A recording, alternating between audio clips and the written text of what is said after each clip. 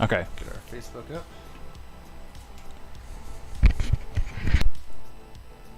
Get that going.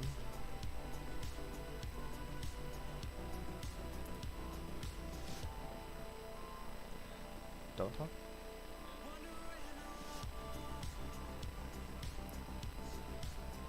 Okay.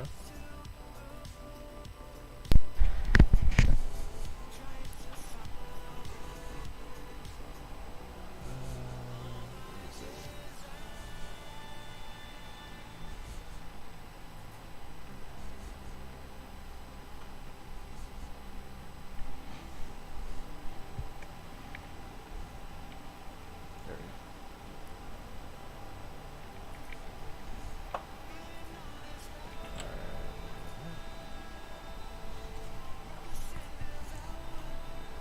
Hey guys, welcome to the stream.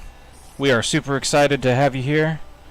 We're just waiting for a few more viewers, getting everything set up on our other platforms, and then we'll be getting started. So, hang out for a second. I'm also stirring up some paint so we can get this thing going. Super excited. Yeah. Alright, I think we are good. Yeah. Okay, cool. I can see all Give us a shout in the chat and let us know what you guys are up to this evening. And let us know if you guys like the evening stream, or if you prefer us to go at our normal time. Yes. Yeah, so this is our first time streaming in the evening time. So we're hoping that this can help people that are at home chilling to be able to watch live. And if this matters to you, let us know. And if it doesn't, let us know too. Our plan very soon is to be streaming 5 days a week. So picking certain times of the day is going to be super important to us. So let us know in comment sections, whether you're live or watching the replay, about what time of day you want to watch us live stream. Because we'll be live streaming both on the channels as well as in the membership portal. Yes. We got some cool content for you guys. So, if you don't know already, this is our 1/8 scale Scavenger Ray Speeder from The Force Awakens.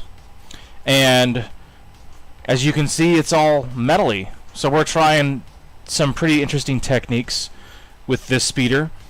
We would like to do the paint layers in the order that they're supposed to be with this paint version. So the bottom layer would be the raw metal. So this has already been primed and painted using Tamiya metallic silver. So it took an entire small rattle can of metallic silver to paint this thing up. And then this has been sealed over again in a gloss lacquer. So what we're going to do now is first coat the entire front end, which would be painted in the Archive X 1975 rust.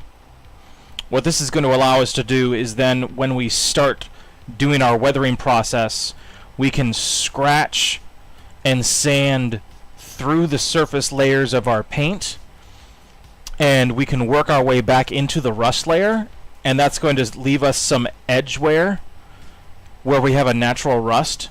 Then we can accentuate that with different additional rust paints and things like that, but that rust layer is going to be in the proper place. So usually people are going to put like rust and chipping effects and stuff like that on top of your paint, which is technically the wrong spot because you're supposed to be going down. So we're actually going to do this in the proper order. So if you look at this in three-dimensional space, the paint and the rust and things like that are in the proper spot. So that's kind of what we're starting with. Is we're going to start with our rust color, and then we're going to start putting our reds on. We don't have, so we were looking at our reference material today, and we realized that what I was thinking was more extra weathering material, and rust actually turned out to be pinstriping and accent detail to the ship itself. So we need very specific tape to be able to do curves. So we ordered some today, but it's not going to be here until next week's stream. So we're going to do some base colors, but we're not going to be able to get into scratching or weathering or modeling and stuff like that today, just because we need to be able to put down those stripes. So unfortunately, we're not going to be able to do any of that stuff, but we're going to get our base colors on. We're going to do some of the leather work back here. So it'll look really cool, but none of the advanced weathering techniques will be done today. That'll be next week. But we do have a lot of extra pieces and parts and stuff like that that we're going to get done today, and then etc., etc. So anyway, so let's start with our 1975 rust. We've got our nice little container. We've got our regular just mineral spirits. You can get any type of mineral spirits from the local hardware store. Doesn't matter. So we're just going to open the cap. And you can see I've filled this thing up a decent amount. And we're just going to use an eyedropper. If you want to switch me over to the top view, I don't know if that's going to give them access to the ground, or if we can adjust that. Let me see if I can get them. There we go. There we go. Okay, so you can kind of see what I'm doing.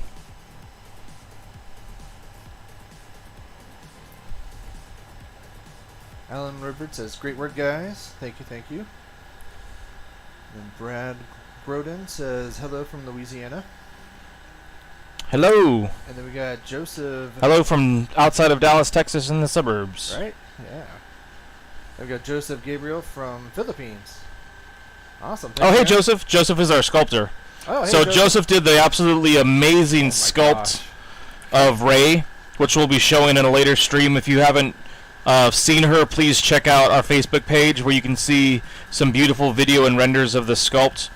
Oh, yeah. He did a absolutely phenomenal job of putting Ray together for us, and he's going to be doing some more sculpts for us. He's basically going to be our main sculptor for both Merlin models and our other sculpting ventures. So big props to Joseph for doing an amazing job with his team.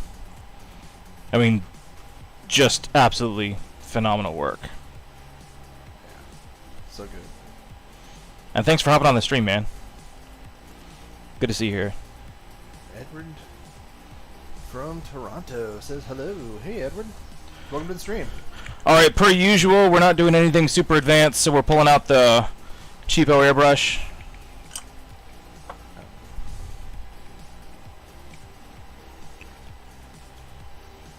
I will be breaking out the expensive airbrush when we do Ray, so Oh, yeah. no worries, guys. So I'm going to start by painting off most of the front of this, but once we start working towards the back, I will be putting down some masking tape to cover over the back side of this, because this is mostly raw metal, so. Keith says hello from Wichita Falls. Hey, man. Tell the Texan.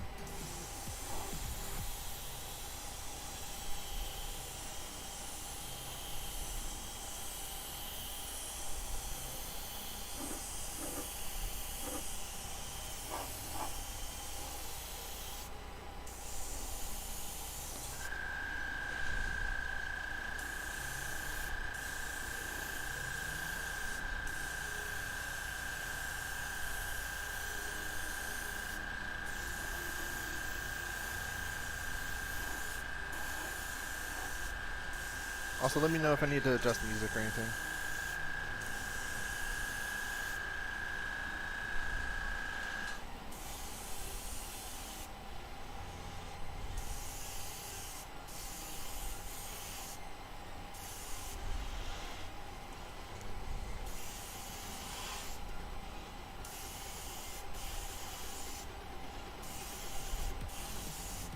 We're going to leave the vents alone, because they are gray the whole time. Kind of aluminum looking.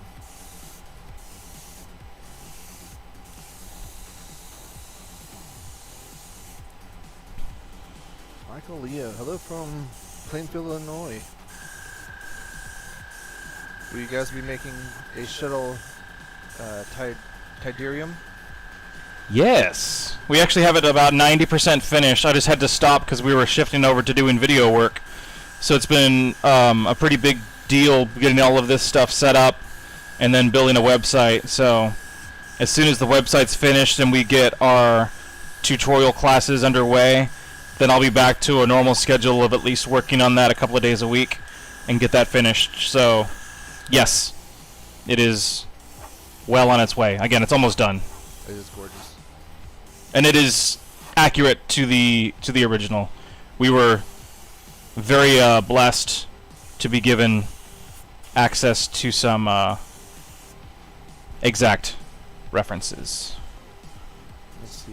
Brad says I'm in the process of printing out some scout guards. Fantastic detail. Thank you, Brad. Yeah, those are some. That's a cool kit.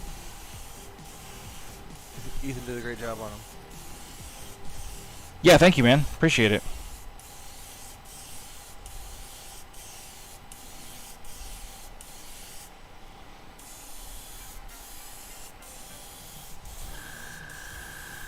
Yeah, for those of you guys who are new to 3D printing or looking to extend your 3D printing talents, we're hoping over the next 2 to 3 weeks to open up our online classes where we take you guys step by step through the 3D printing process, troubleshooting, basically everything that you need to know about being able to 3D print specifically for collectibles and models. We will go through miniatures and stuff like that, but we'll probably start with the stuff that, you know, we focus on, which is going to be models like this kind of stuff, because it's a totally different animal than printing little miniatures. You have to learn a completely different skill set. Yeah, a lot more engineering involved. Definitely. But we want to be able to teach you guys from choosing a 3D printer to how to do your own supports, to troubleshooting issues with 3D printing, to all the different settings and choosing resins, to what to do after the 3D print is done, post-processing, cleaning, how to put the models together properly, how to clean your prints, different tricks of the trade to getting the models to look good, how to fix issues, and then do lots and lots of videos specifically about painting and weathering and finishing, all that kind of stuff. So it's going to be a very, very extensive series of classes. I mean, I'm hoping to have more than 100 of them, but that'll be available. It'll be an ongoing thing, so the first few modules will be available once we release the class, and then we'll just be adding to it every week. And there'll be 3D files that come with each series so that you can follow along from our library. Yes. Michael says, I wish I had the knowledge to do 3D printing. I'm old school. I scratch build in plastic. Man, dude, that's hard.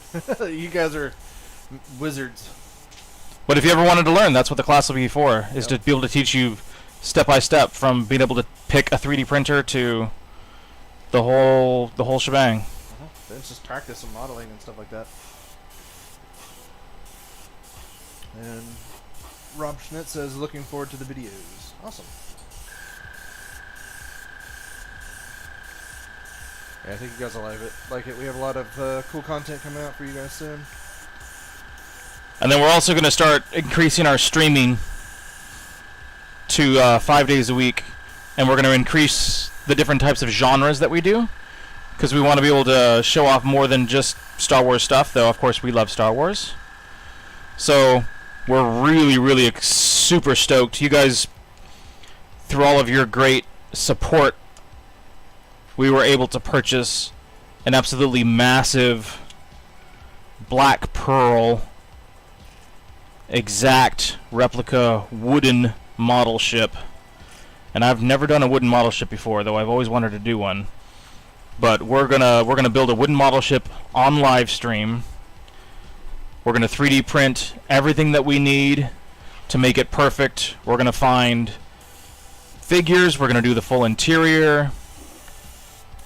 Basically everything that we need to do to make it perfect. It's a 40-inch long black pearl wooden ship. So awesome. And I'm super, super stoked. We just ordered it yesterday. And it's all because of you guys that we were able to do that. So, major props. Yeah, thank you guys so much. Let's see, Michael says, how about some ships from Babylon 5? I don't personally have a big interest in Babylon 5, but again, you know, we're willing to do whatever the consortium loves, Yep. but you guys have to put a list of enough people together that are willing to support the project. So if you get enough people involved and they're all willing to help support the time that it takes to do something like that, then I am absolutely down.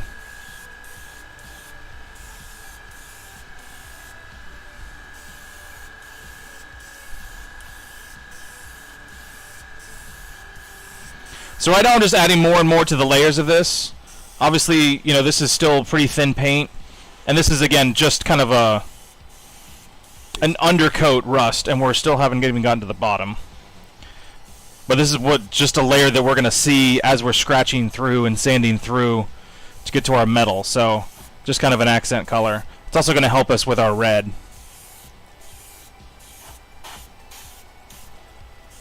Michael says he will try his best. Michael said he'll try his best to get some people. So, Cool. sweet. Thanks, man. Yep, you get a list. I mean, it probably needs to be at least 20 people.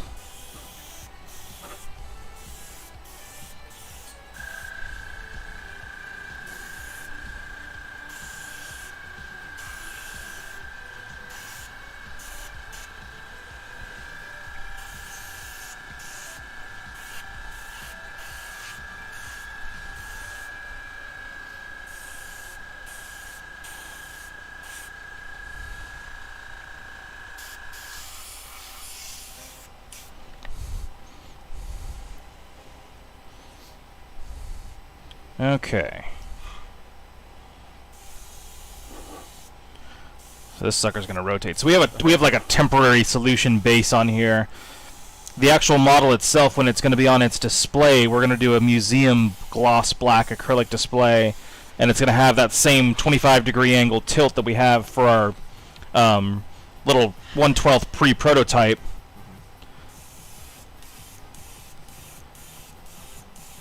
But obviously that'd be really hard to paint with, so we've got this temporary mount solution that we'll cover over later. But it's on a swivel, which makes it just a little bit difficult. So Michael says, I scratch built a 10.5 foot long, 80-pound Omega class destroyer from Babylon 5 back in the 90s. Dude, that's crazy. That's a massive ship.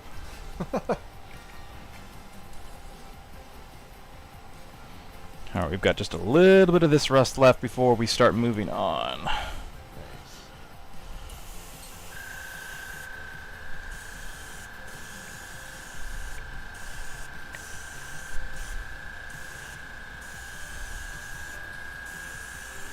I'm honestly been keeping it on the front view because it has the best angle.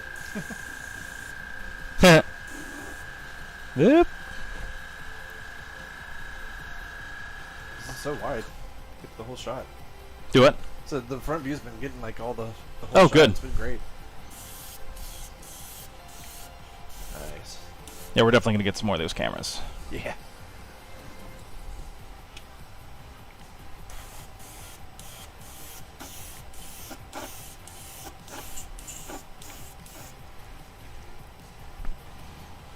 Okay, so we've got our rust. So now I'm going to switch to boxcar red, which I would just consider a darker color rust. We're going to shake this thing up. This is just going to give us our next level tone.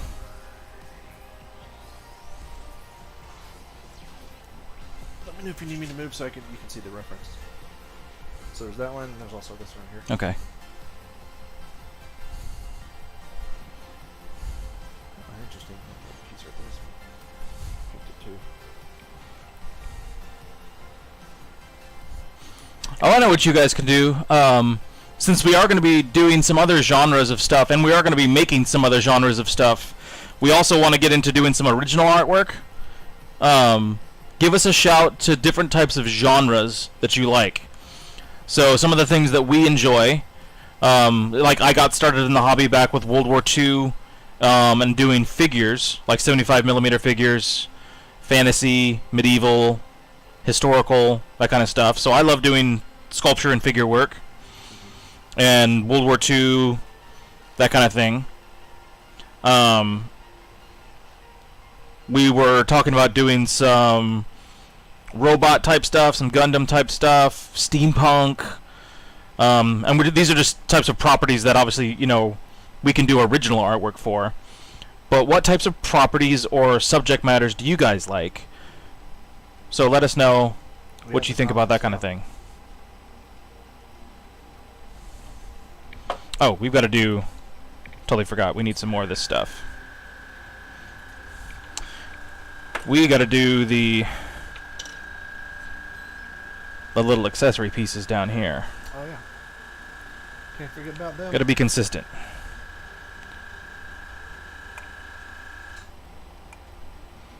Because this will help us. Because basically what we're going to do is, with this video stuff, the 5 days a week that we're streaming, we'd like to do 2 of our Star Wars properties, education-wise, fan art stuff. And then we'd like to use the other 3 days to do some stuff from other genres so that other people and other hobbies, other parts of the hobby can also get involved too.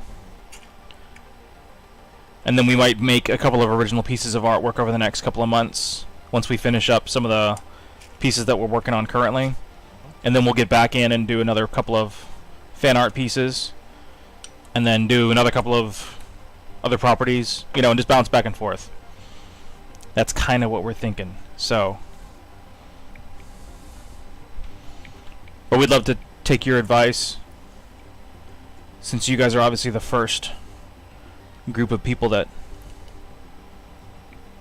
were a part of us. So,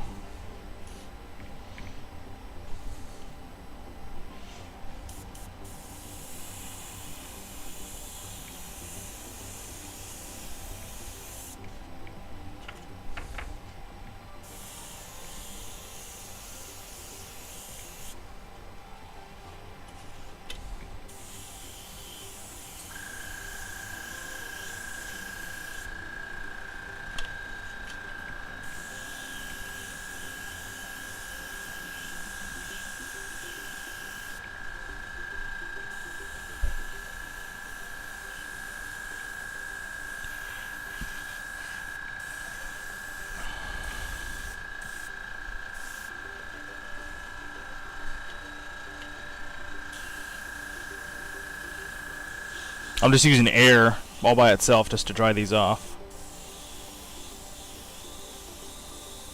And I can go through and do the second coat.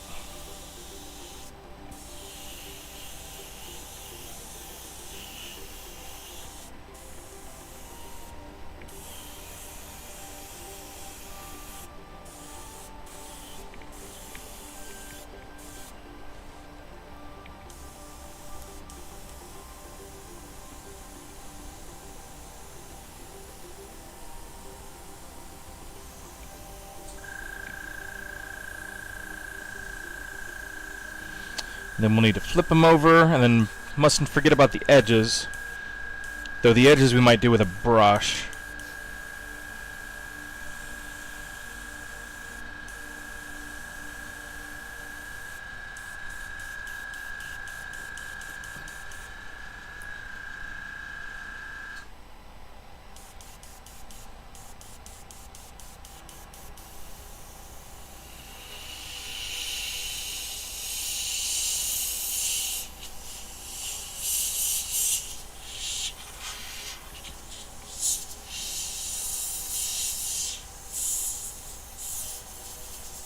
Did anybody see the new King Kong Godzilla movie yesterday?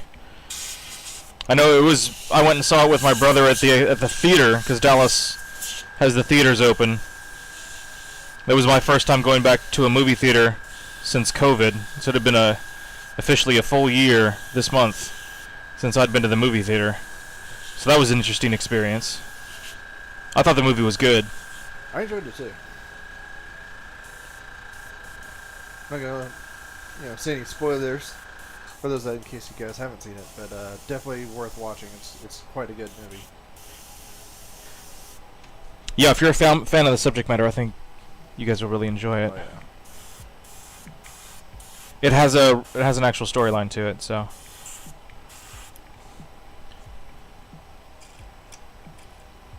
I found that pleasant. Indeed. Thank you, Aaron. Said brutal as always.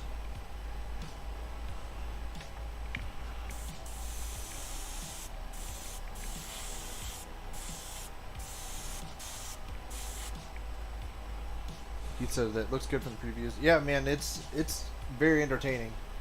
If you've seen any of the other previous ones that they recently kind of redid, like Godzilla, King of Monsters and stuff, the King Kong Skull Island, I think is what the first one of that one is. It falls in all the same lines as that, so it's like the 4th movie technically now. Yeah. Yeah, I mean it follows more in the vein of King Kong Skull Island as far as just having more storyline. I feel like some of the Godzilla ones were more action than they were story. Yeah. But, yeah, it's fantastic. I think you guys will like it. If you liked any of the other ones, you'll definitely like this one. Yeah. Okay. Oh yeah, no, we have to flip these over.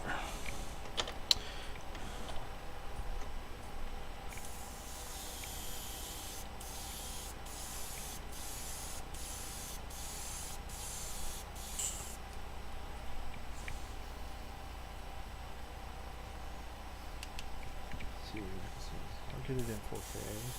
Michael says I'll get it in 4K when it's released. Last time I was in a theater was when Transformers Dark of the Moon came out.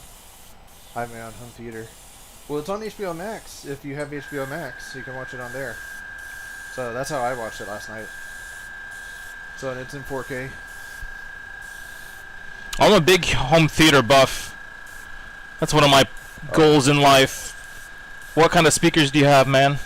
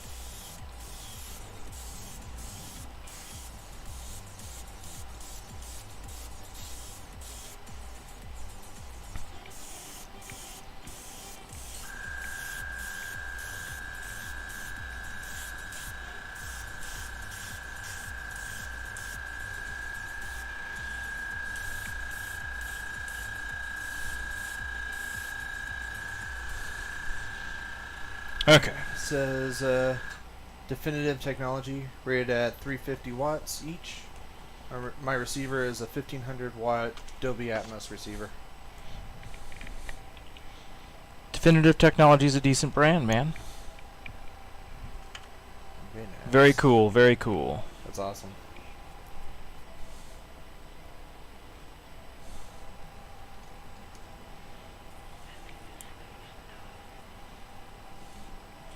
I haven't had a chance to put down roots to really build up my system, but I have scraped together a decent monitor audio system, and I use a NAD Dolby Atmos system or receiver, and I do enjoy it.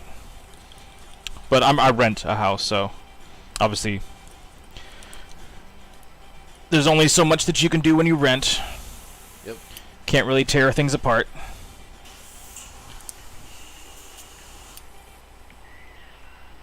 But I've got it sounding pretty good. Oh yeah, it's quite nice. It's my baby. I definitely plan on trying to do like a home theater when I get my house. Yeah. Okay, so now we've got these parts. Yep. And let them dry. Now we switch over to the boxcar red.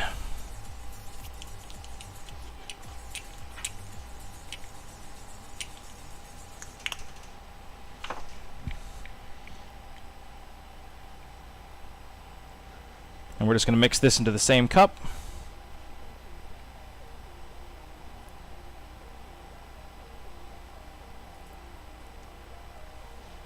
Michael says, I rent a house 2. My TV is a Sony Master 65-inch 4K UHD HDR Dolby Vision.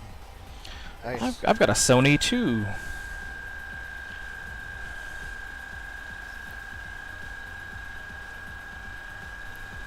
Very nice. I'm the only odd one here. I get the Samsung. But I really like mine. The Samsung's pretty nice. It's real thin. And it's got the QLED in it, so... Or the OLED, sorry. QLED is LG. I would have gotten OLED, but they didn't make it. They don't make it. They only make one in that size. Ah. That's like arm and a leg money. It would have been, yeah, it would have been ridiculous. Yeah, I think they even have like 8K TVs you can get, which I don't even know what even supports 8K TVs right now. Nothing right now. It's just hype. I don't see a single reason to get an 8K TV. The only people that need 8K the first are going to be movie theaters. Oh yeah. But even then, they really need to figure out. Right now, it's going to be HDR, making that better and that kind of thing. Mm-hmm.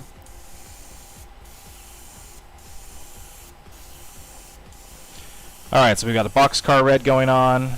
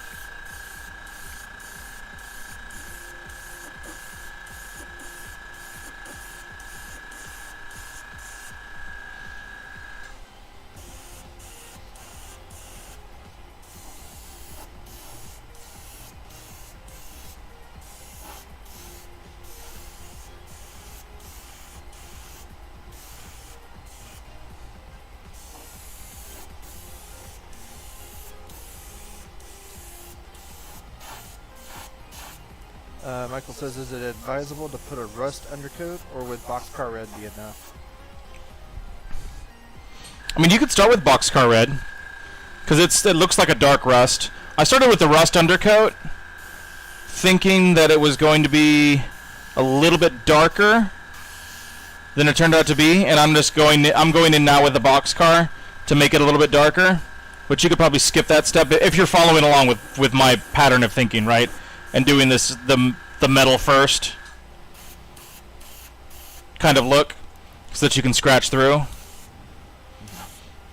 But it depends on your pattern of thinking, like how you're gonna run through your model. Because like now, because we went through the rust first, now the boxcar is coming out a little bit more orange. I don't know if that's showing up. That's showing through. Yeah, kinda. Yeah. So it's going to take a little bit more boxcar to get it to darken. I think it's going to give it a little bit more of a unique look because it got out the layers. It'll look cool. And thanks, Carson. This is looking good.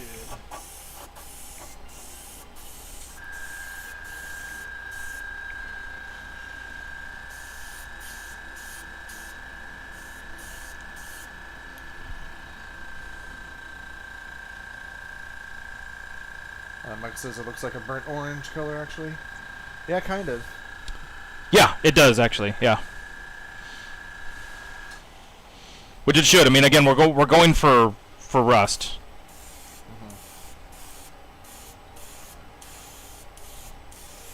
Kind of an even rust color. We're not going for advanced rust. We're just trying to get a rust that we can use for edge wear when we knock through it.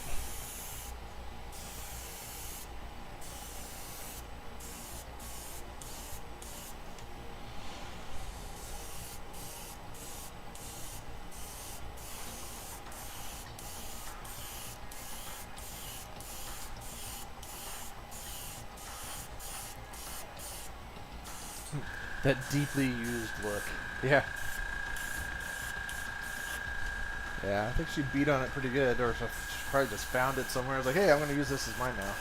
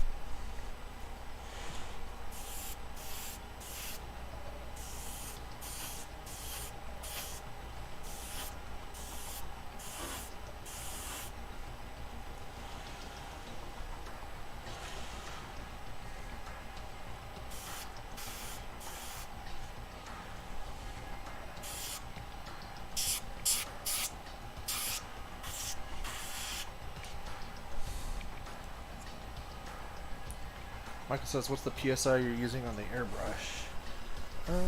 Let's see. It is... Can I read it?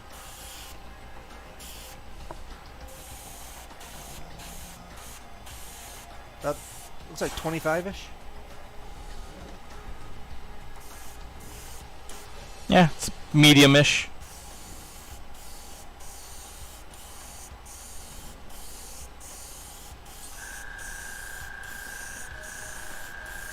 You don't need a whole lot with the Archive X. I got a little bit close towards the nose, but it's actually looking really cool. Because the streaking effects.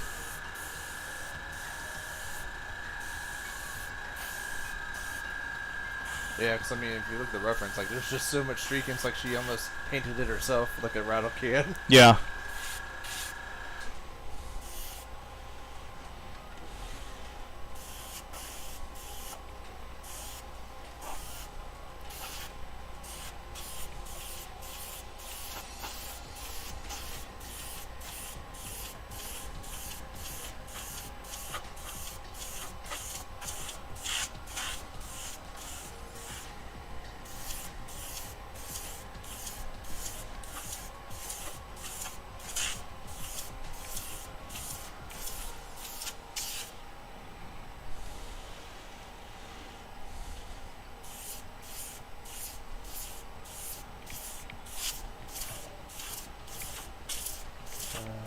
Michael says, do the makers of ArchiveX plan on selling it here in the U.S.?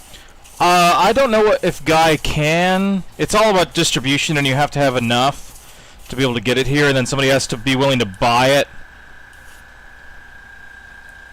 Buy enough of it and stock it.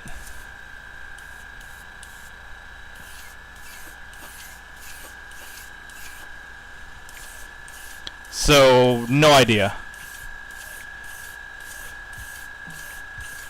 The problem is that if somebody were to buy enough of it, for example, then it would cost probably just as much as if you were to pay for shipping it to you, because they're going to have to, unless they buy enough of it to get a specific wholesale rate, then they're going to have to increase the costs for them to make any profit. You know what I mean? Like, if, for example, if I were to buy a bunch of ArchiveX to be able to sell to you guys, then for me to be able to buy a bunch of it and keep it here at my house, and then sell it to you guys. And if I were to make any money on it whatsoever, we're talking about me making 30 cents, 50 cents, or something ludicrous like that, which makes it not even worth doing. So, you have to, that's where it gets kind of crazy. So, it's a hard question. It's better for Guy just to do it.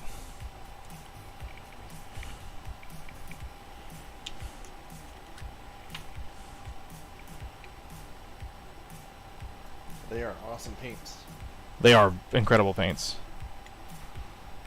They are worth every single penny.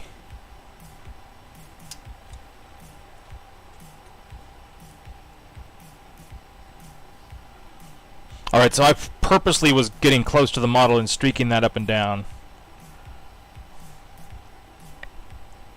Tiger stripe in it.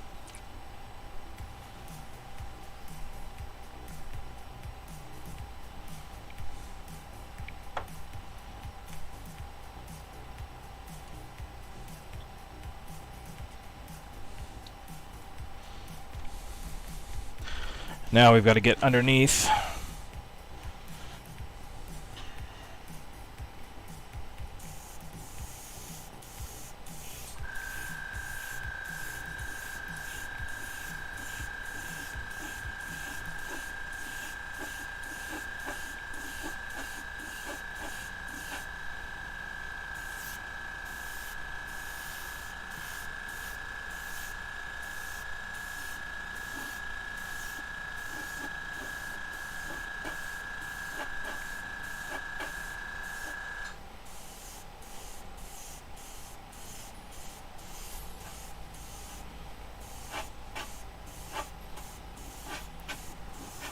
So how are you guys liking the later stream? Do you think this will work for you guys on, like, I guess Wednesdays or Thursdays for this one? Or do y'all prefer our kind of 1 p.m., 1:30 stream time?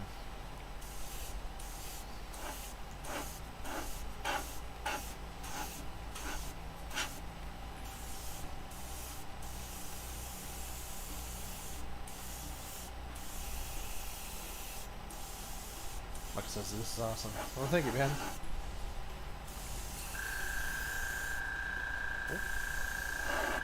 Making a mess. Hello. Hey, Sophie.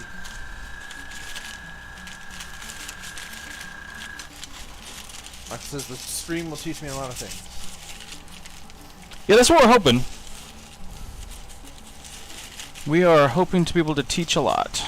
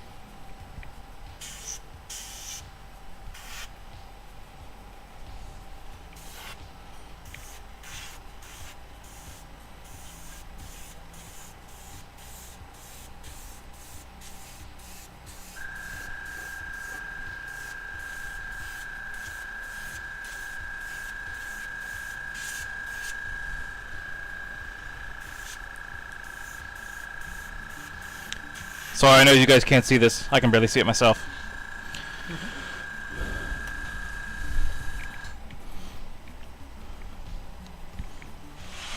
You're all set.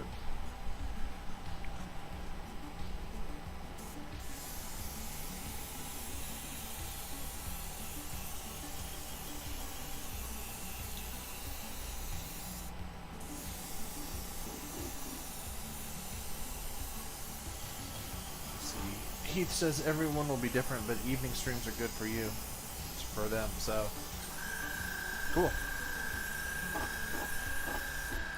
Yeah, I guess it really depends on your, location. But yeah, we wanted to try an evening stream to kind of, we figured people would be home from work and just want to relax and watch something. So that's kind of where we wanted to try an evening stream to see what you guys would think.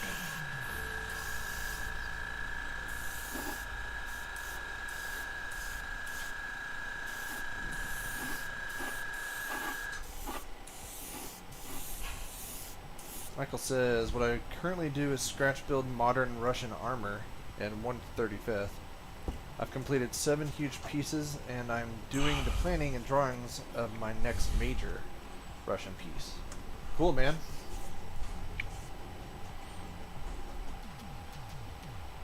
Yeah, that's some pretty cool, We got a nice little fingerprint right there. Alright, so if you've got a fingerprint...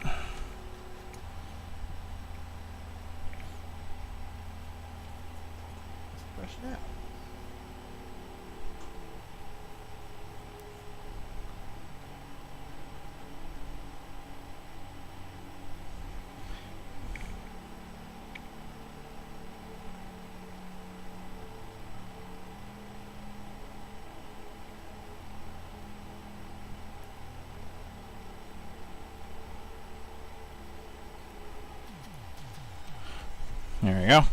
There's just a little example of what the weathering can do. Nice.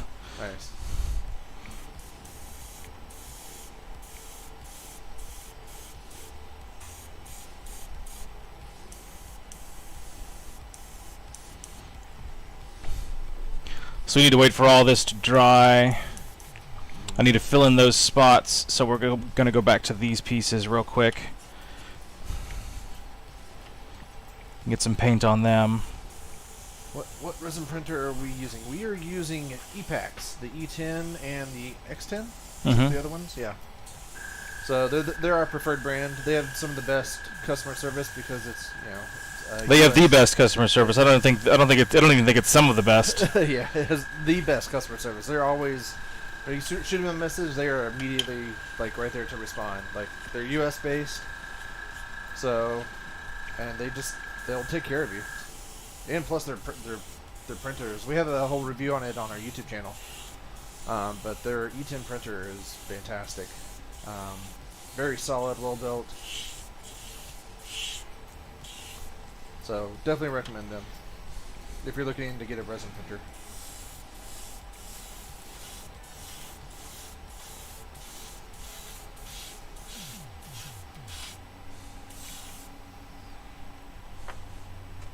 Yeah, all of our classes will be using the E10 as reference, but we'll talk about all the other printers that we know about as we go through, and just some of the pros and cons and stuff like that. A lot of it boils down to customer service and part selection from some of the other printers that we've had and some of the printers that we've tested. A lot of those other companies, the stuff that you can find on Amazon really easily, those companies don't always use the same parts every single time, so there's inconsistencies, and then the customer service is just god awful. But some people have great service, so I don't know. I've had horrible service, so I've switched all of my printers over to EPAX. Yep.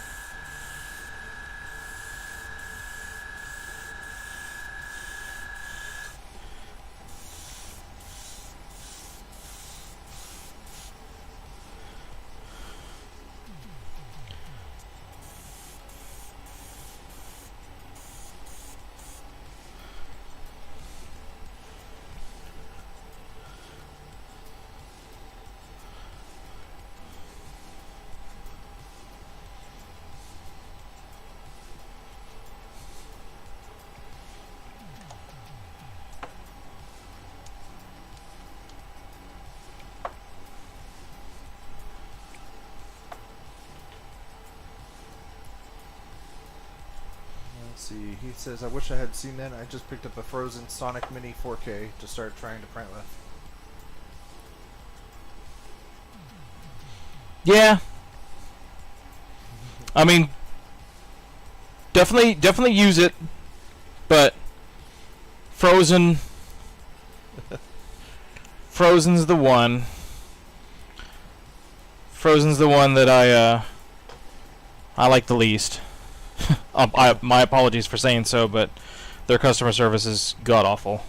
It's been I got rid of all of my frozen printers. yeah. But if you have good luck, you know, that's what I'm saying. Like, you might have good luck with them because there's a lot of people that have great luck with them and, you know, have no issues whatsoever. And I love their online interface and their actual, like, printer UI and stuff. But their customer service is the pits. So you just don't want to have anything go wrong with your printer that requires warranty issues.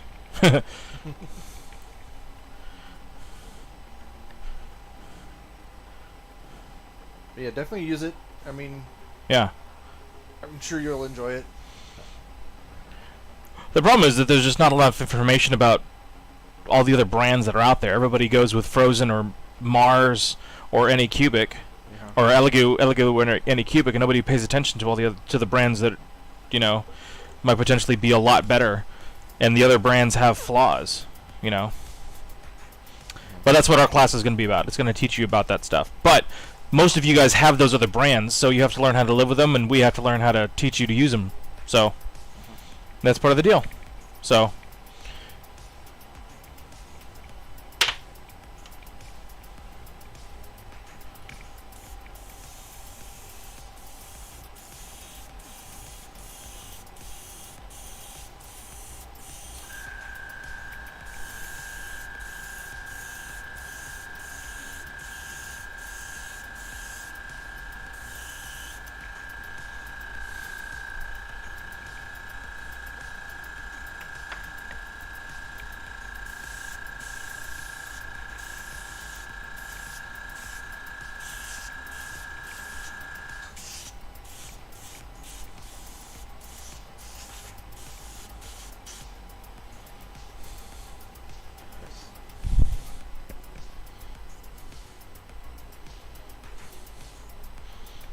alright, just got to get 2 coats on this.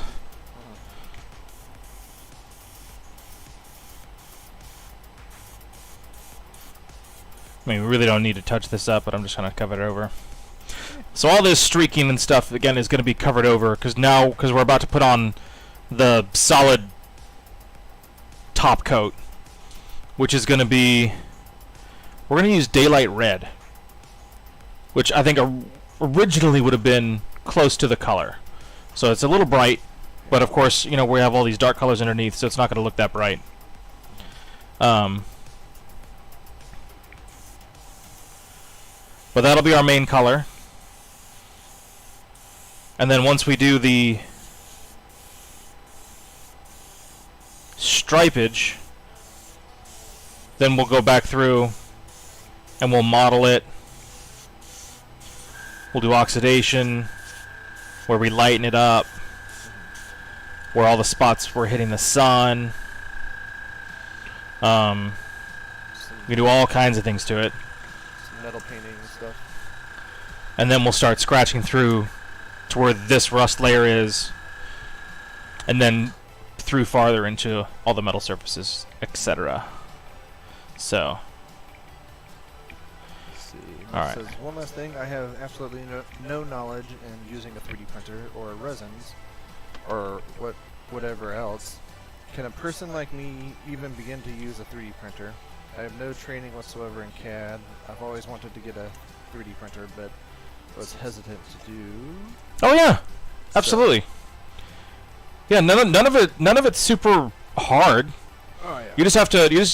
You need somebody like us to guide you step by step through the process, and then it's a matter of just practice. So you don't need CAD because there's a wide variety of stuff out there. I mean, if you wanted to, you can. Anybody can learn a 3D designing software if you really want to. It's not easy. But there's Would I recommend that? No. That's pretty hard. But yeah, I mean, you don't need any of that to be able to learn. There's 3D printing software that can allow you to take models and cut them into smaller pieces. There's 3D printing software that allows you to fix issues from bad models that you buy that you still want to be able to print. I mean, there's all kinds of stuff out there that you don't need to get into a 3D software to be able to to print and paint good stuff. So, yeah, I mean, and that's what the class is going to be for. Yep. It's going to teach you literally everything that you need to know to be able to use a 3D print, a resin 3D printer, print collectibles, build models, paint them, fill the seams, the cracks, get rid of print lines,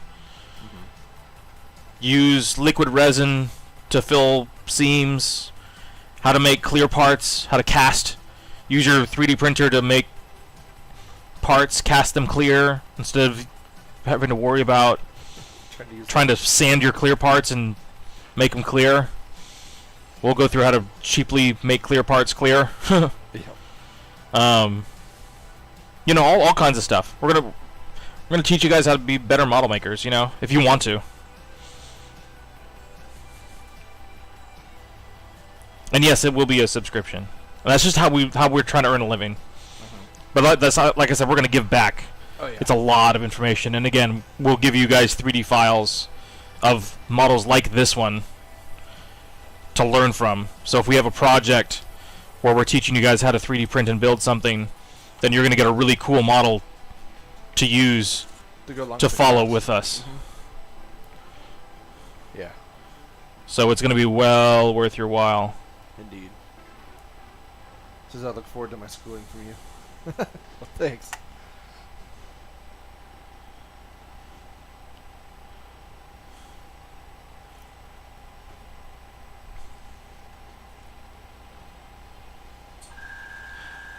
Ooh, this is some bright red.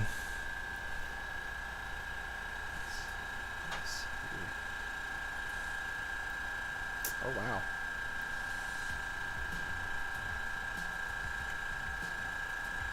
Oh, this seems like slightly out of focus or something. See? It's like it's not auto-focusing or something like that. Weird. Yeah. Oh. I don't know, something's wrong with that camera. It's okay, we'll replace it. Yeah. We were experimenting with some different cameras. And we found the close-up camera that we like. So I apologize for the far camera not being amazing. Yeah, the close-up camera is quite nice.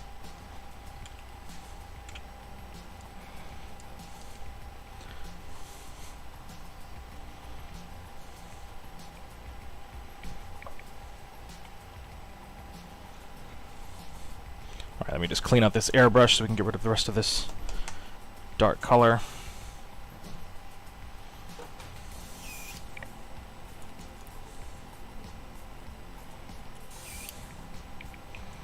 This is like 80s music. It does sound very 80s.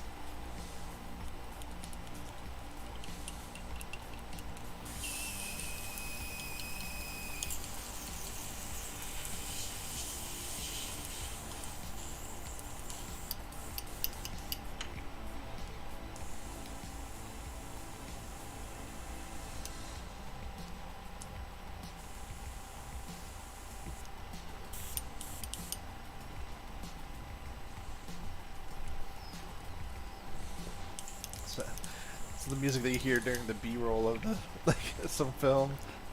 Right. Get some Pink Floyd, man, dude. I'd totally love to put some Pink Floyd on here, but you don't want to get DC May strikes.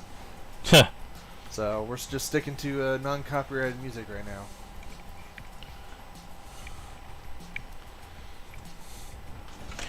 Alright, back Yeah, to... I would totally put some Pink Floyd on if we could.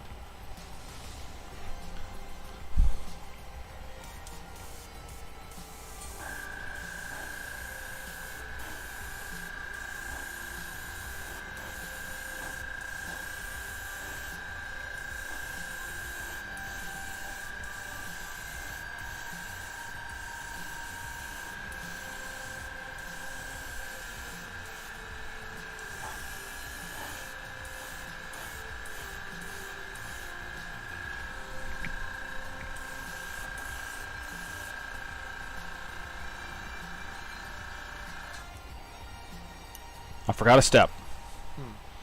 We're going to seal it. Alright, so let's wait. We're going to let that dry real quick. I forgot. So if you're gonna be chipping or sanding in between coats of things, then what you want to do is you want to seal through those layers, or in between those layers. and that allows you to be able to scratch through and then not scratch through this layer if you want to. And then if you want to scratch through that layer, you can. It just gives you like a layer of protection.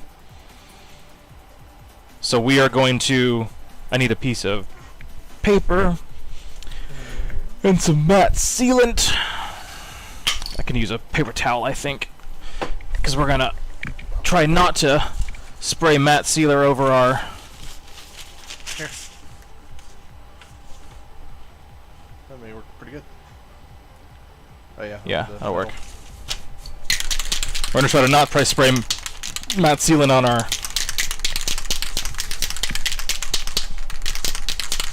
nice metal surface, because it'll ruin the metal surface.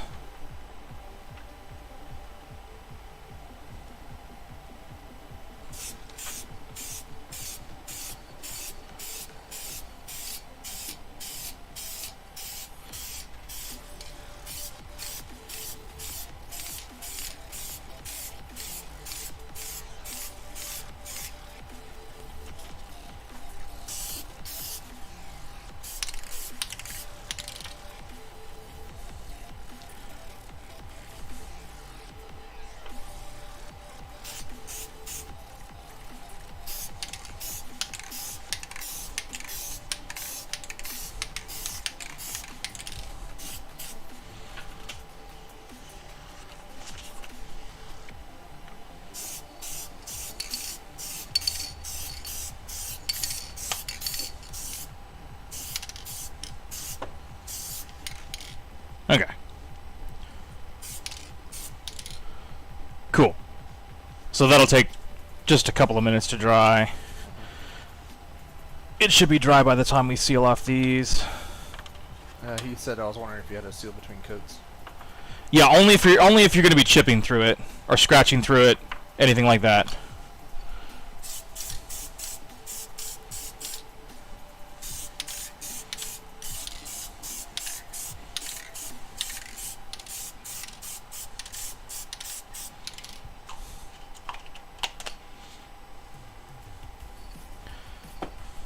There's some more 80s.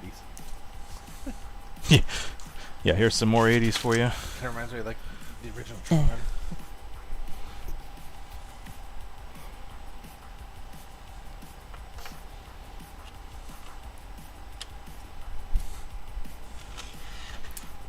What was that? What was that spoof on the like the 80s? It was like Kung Fury or something like that. Oh, I don't even know. It's some like kind of. It almost looked like a fan-made movie that came out a couple of years ago. That was pretty funny. Had the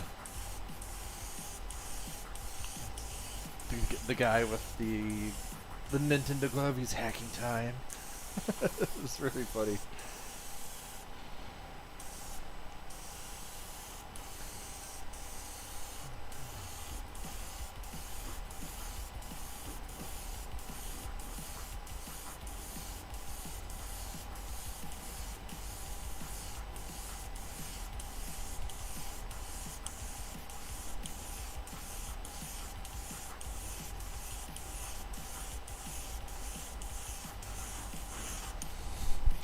All What's right. his name? David Hasselhoff. Not a clue. Yeah, no. I'll just show it to you sometime. It's Okay. really funny. Alright, we're going to need a lot of this paint. And I'm going to make this thicker too. So it goes on a little bit thicker. Brighten it up more. No, we need it to, because we're going to fill in all those patterns. Ah. Because we don't want to see all those streaks particularly, because that's going to show up as we're scratching through. Gotcha.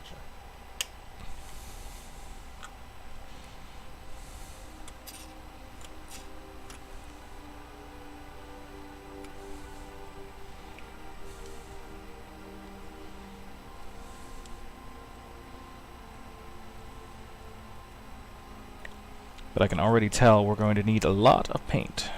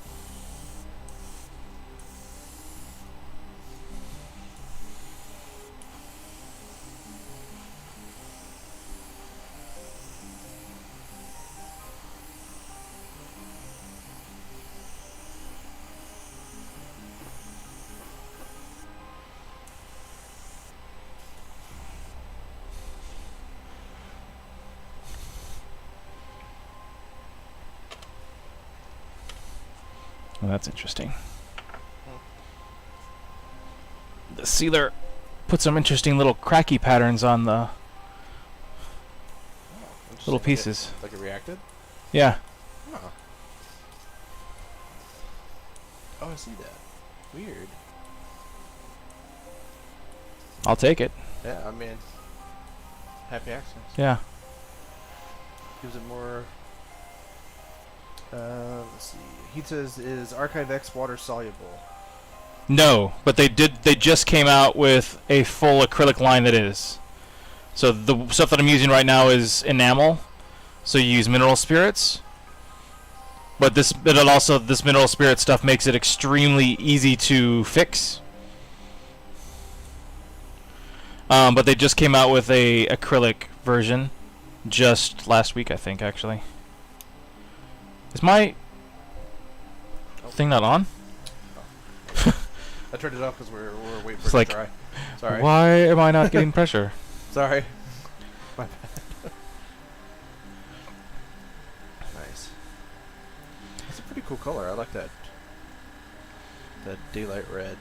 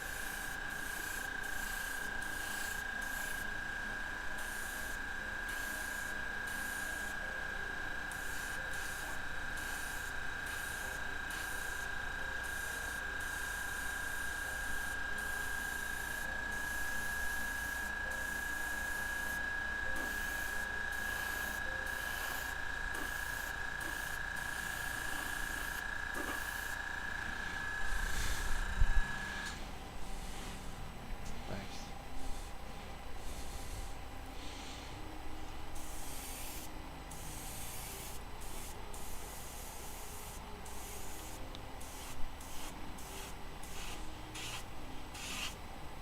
Yep.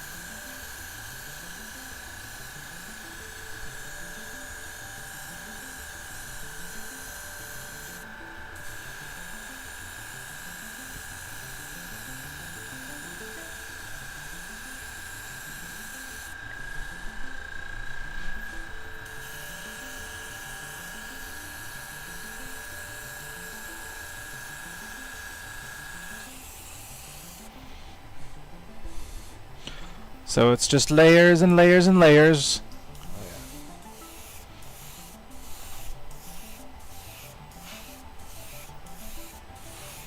yeah. Right now we're just bringing out the red, reducing the orange.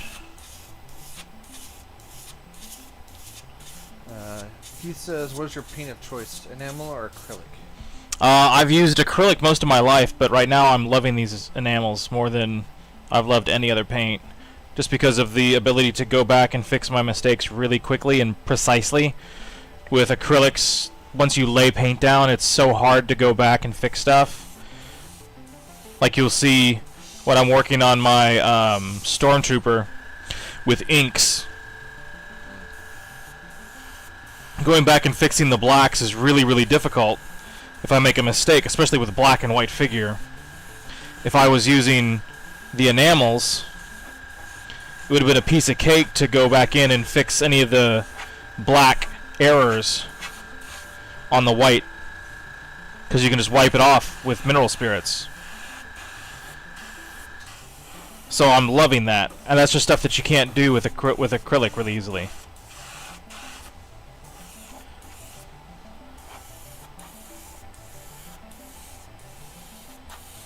But you need a ventilated space for enamels, so I built a paint booth. Yes. Which is probably something that I'll add to the class, is exactly how I did it, and what kind of filtration system I'm using. Materials and stuff if you want to build your own kind of thing. Yeah. Yeah. And mine is huge, obviously, because I have a video channel and I'm making videos, and a lot of the stuff that we build is big, but you can build one of these pretty small. Or whatever you want. I mean, it actually wasn't... I mean, it wasn't super cheap, technically speaking, for the size of it, but I also have a lot of gadgets that you probably don't need. But considering how expensive they are and how big mine is, though, if you wanted one this size with the type of filtration system that I have, it would have cost like 10 times as much. So...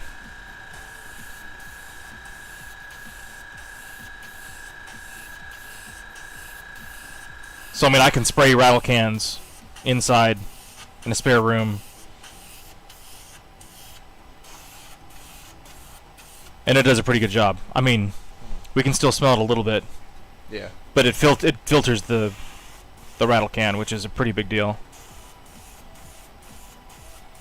It doesn't have enough air pressure to suck a rattle can pressure straight up, which, of course, you don't really want. That would be like a vortex in your paint booth. Right. But for doing like airbrushing and stuff like this, like you don't. Yeah, for this it's absolutely perfect. Like it's filtering everything. It's sucking it all backwards and up.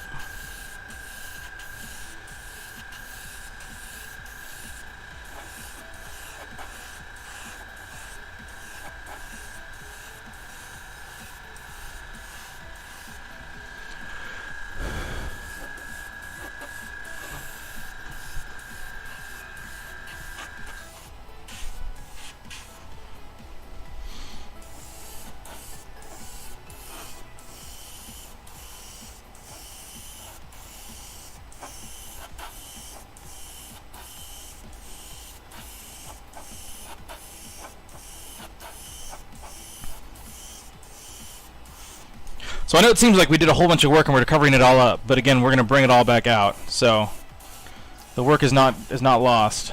It's all about them layers.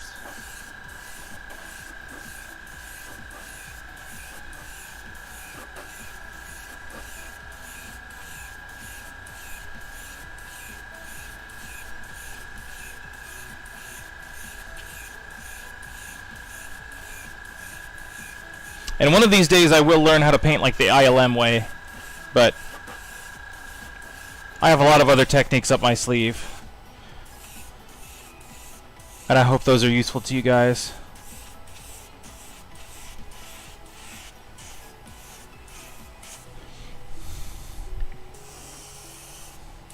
And I've watched some of those videos, and I understand kind of what they do with their spattering techniques and stuff like that, and then we will use some of those techniques, because they are very useful.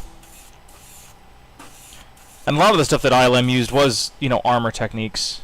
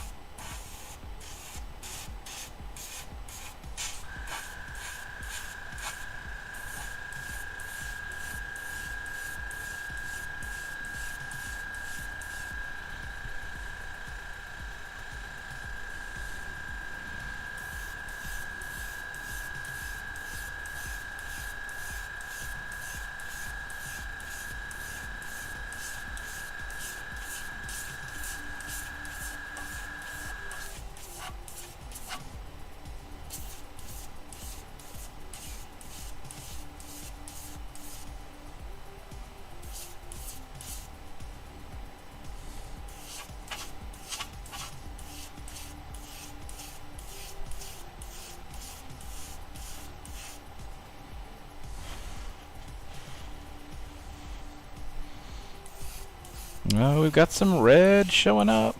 Yeah.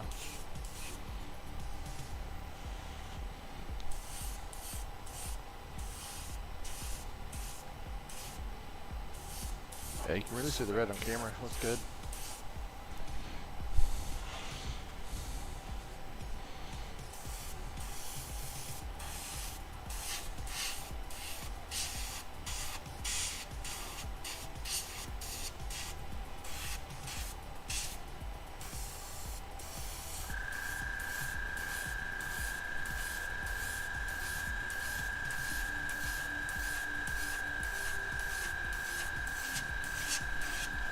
So I'm trying to refrain from moving in directions that are not up and down, just because from the reference images that we saw, most of the weathering is all in an up and down motion. So I'm trying to keep my paint movements in this direction. It's almost like it kind of sits there for quite a long time on things. Yeah. So, yeah. It just lends itself to better texture in the paint.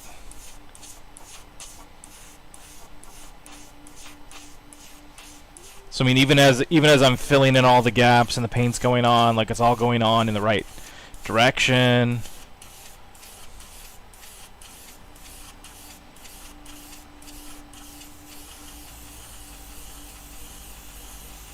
So like even if we do this, it's all still in the right direction. Nice. And I don't recommend usually doing this, because when you stop, you're making it thicker on the ends.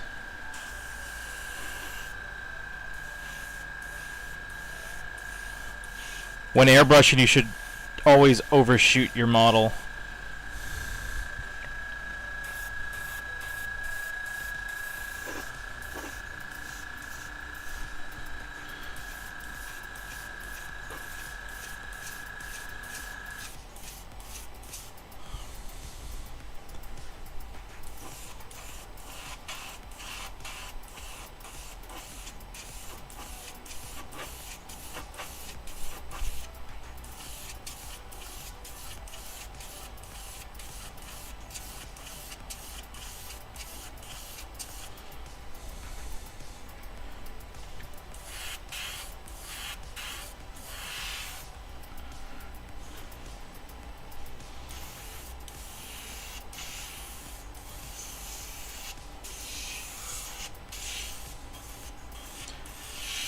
We're going to have to end up going in here on this backside and fixing a lot of this stuff by hand. We'll do some masking. We'll fix some of the metal work by hand. Might use some rub and buff. We'll do some staining. Oh, yeah. I probably have this Tamiya color in bottle form, or at least I hope I do. I think I do remember seeing it, actually, when you showed me all the... Possibly.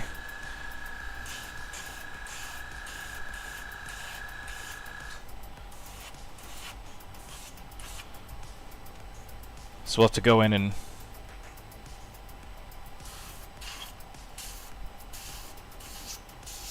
Just a couple of touch-ups right there. No biggie. fix that stuff up.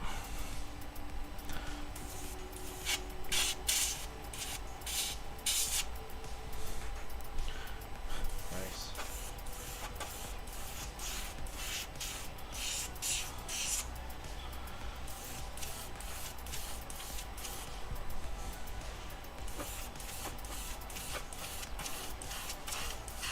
I'm really liking the texturing that, you know, doing it the way you did it, it kind of puts it on there. Yeah, I think it's pretty much there. I mean, I gotta look at the bottom and do the bottom. But man, that's cool.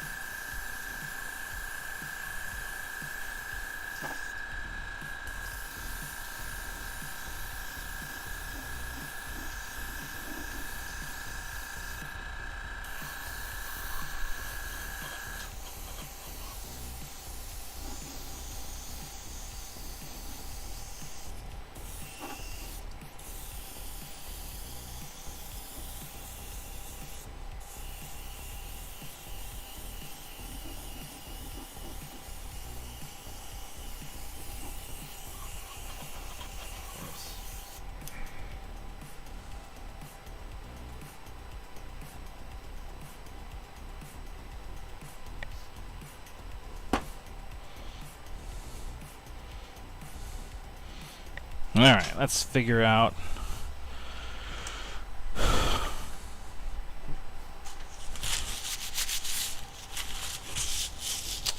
this stuff back here.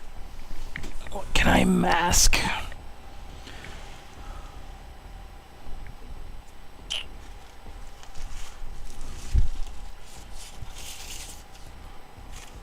you go.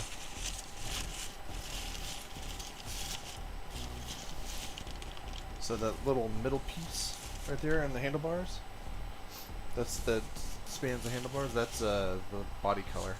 Okay. So it looks like pretty much most of the controls are also the body color, except for like the panels. You see they have like the little, they're like raw metal. Well, that stuff we can always do with rub and buff. Right. Or even with just a paintbrush too.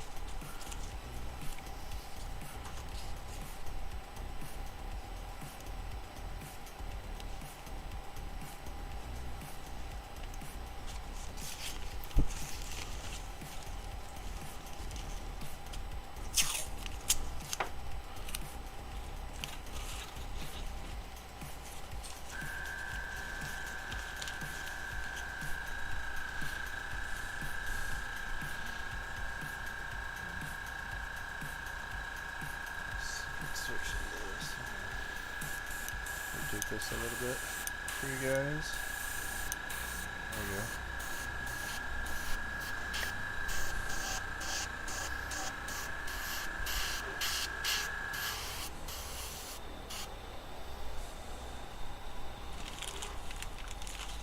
There we go.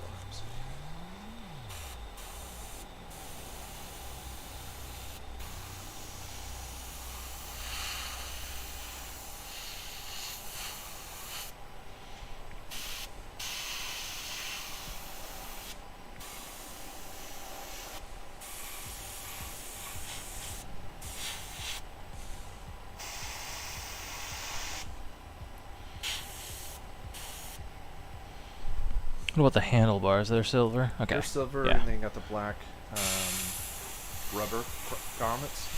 But honestly, it looks like this little piece right here below that cylinder between the handlebars is also, so that may be a hand-painted piece. See right here? It comes down. You have it covered up right now. Okay. But you maybe just be able to hand-paint that one, because it's really small. It's kind of like the little piece that comes off of that, Yeah. like the support piece.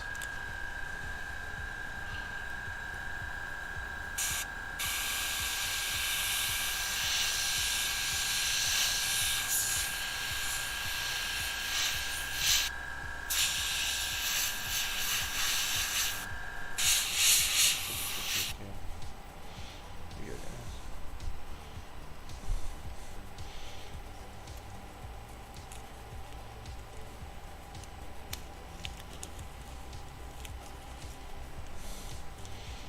Okay, so we got that. So that whole top triangle piece right there. Yeah, I know what you're talking about, that little block right there. No, I think the whole thing. This whole thing right here? Yeah, that whole triangle piece. Yeah. That's what it looks like, at least. So the only thing that's still metal is like the body of the engine covering right there. But that whole like little triangle bit looks like it's painted. Yeah.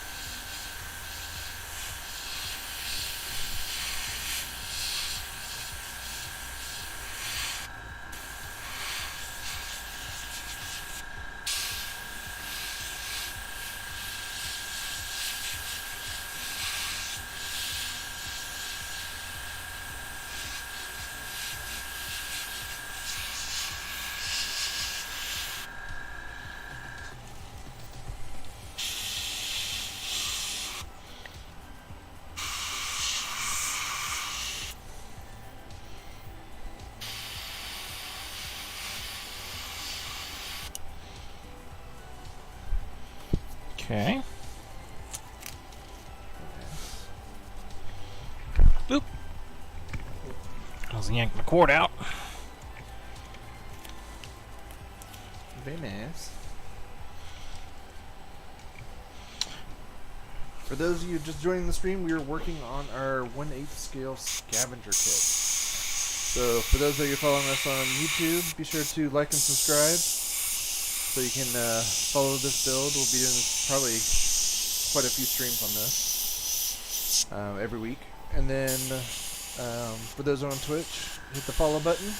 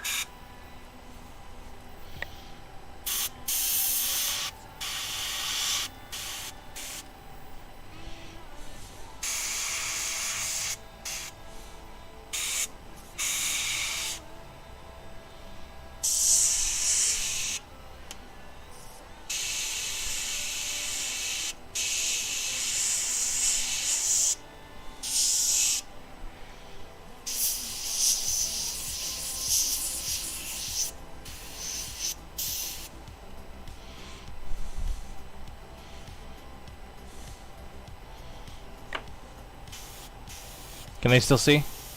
I switched over to the front camera, so yeah, Okay. you can see what you're doing.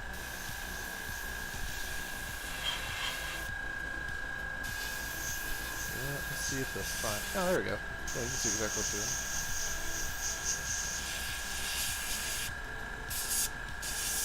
Yeah, that front camera is a good placement. Okay, good.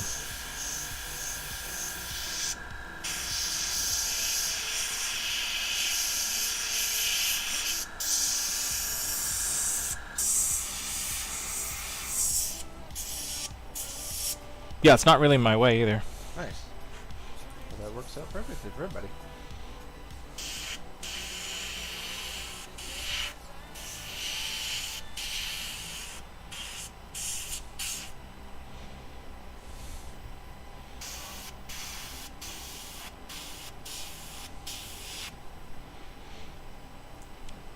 Alright, so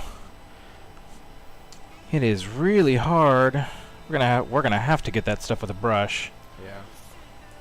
Which is awkward because so one of the downfalls of switching from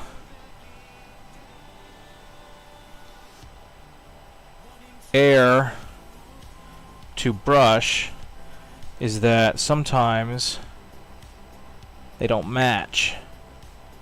Oh, really? Because they're just not quite the same consistency. Luckily, that stuff is kind of in the corner, so it's not too bad. Yeah. That's what I'm hoping. Plus I'm using it right out of the same mix. Yeah.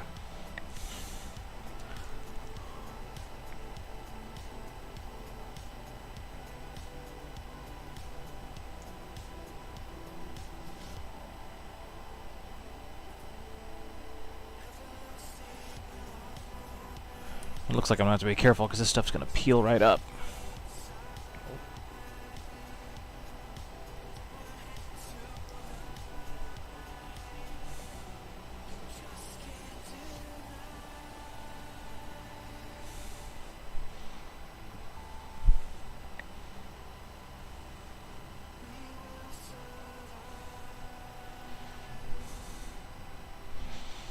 Okay, I'm just going to kind of throw this in here. I think our weathering is going to help us here. Oh, yeah.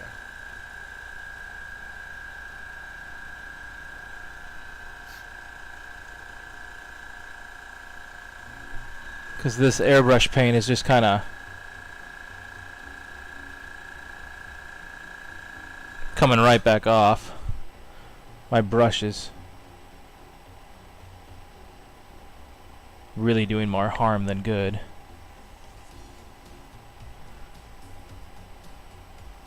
I think it'll be fine because it'll probably be like, you know, it's cracks like that and crevices where like rust will get in there to kind of set in.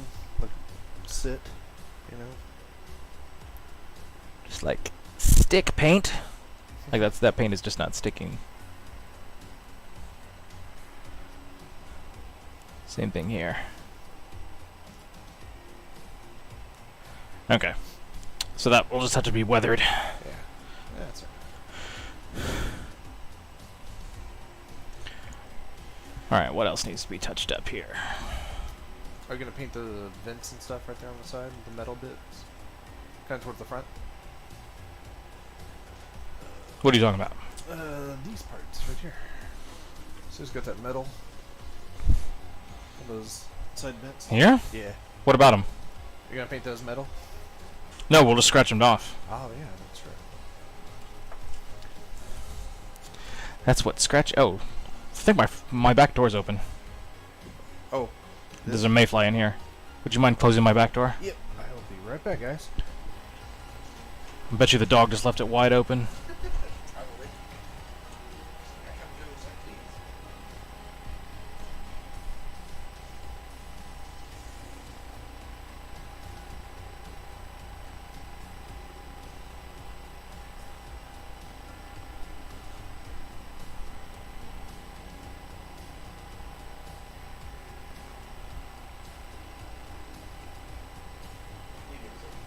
Huh?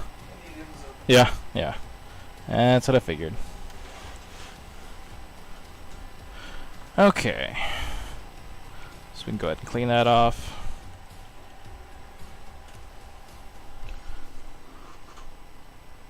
Where are we at for time? 8:43? Mm-hmm. Yeah, we've been streaming for an hour and a half.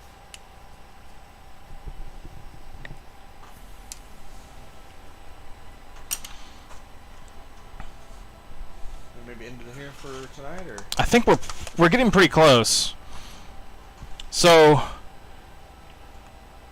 what we were hoping to do would be to move on to like the weathering and just some of the cool stuff with the front, because the front was really what I was wanting to focus on. But obviously we need special vinyl pinstriping masking tape, because we have to make sharp turns. If you want to show them some of the reference material of those stripes, so they know that what we're talking about. yeah, here. See, I was thinking that these were like rust bits, but it turns out that they're old paint stripes. Show you guys real quick.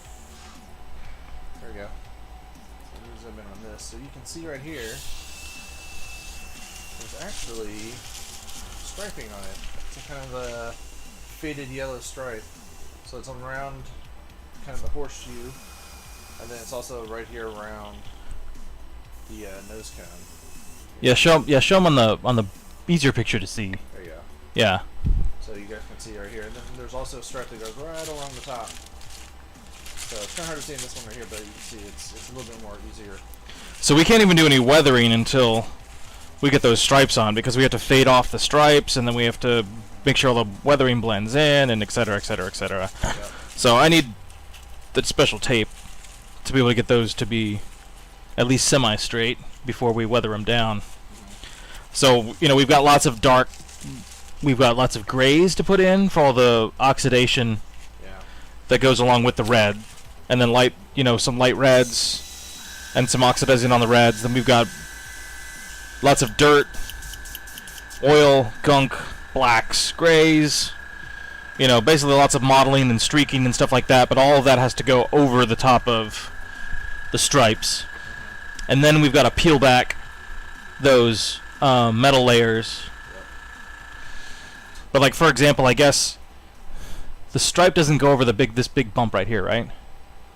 No, it does not. I think it splits it right down the middle in the front.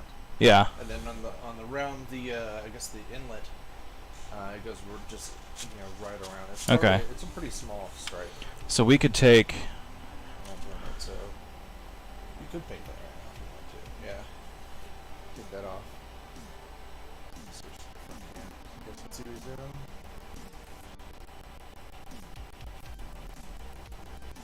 Take that down. So we'll do one fun thing before we get off stream.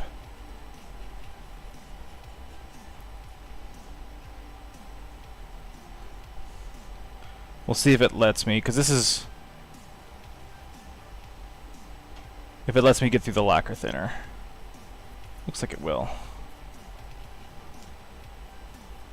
Joey says, that looks awesome, loving it. Thanks, man. Appreciate it.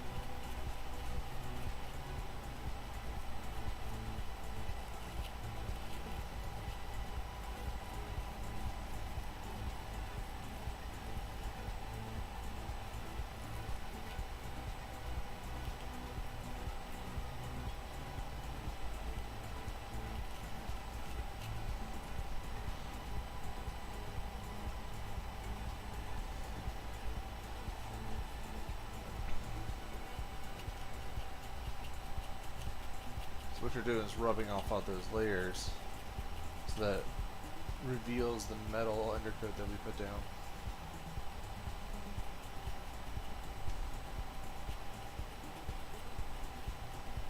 And to do that, you're just using just the solvent? Yeah, I'm just using mineral spirits.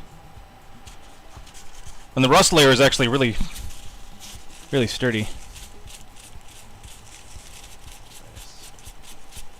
Oh yeah, dude, look at that.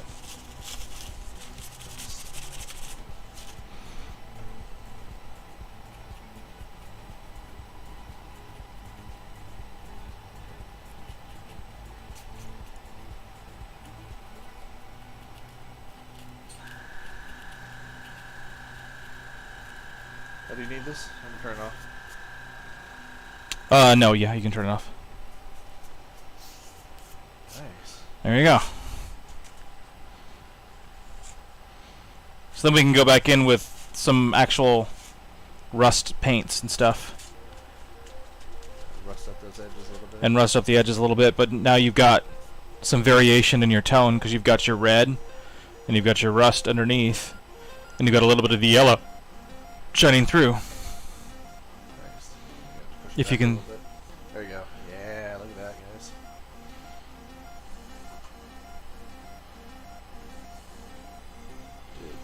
So, that's just a brief example of how you can get that metal underneath and we're all in actual layers. Nice. So... But anyway, so that's the stream for tonight, guys. Thank you so much for coming and joining us for just a little bit shorter stream. We'll be back next week continuing this model. We'll have our tape, so we'll be able to dive in, and the whole front of this thing will get super nice and weathered. We might actually get, pretty close to finished with the front end. And then we'll be able to move on to the back end with the next stream after that, and then we'll be able to move on to some figure work, which I'll be practicing to make sure that we're all well prepared. It's been a minute since I've done a figure, and it's been a while since I've done a big figure.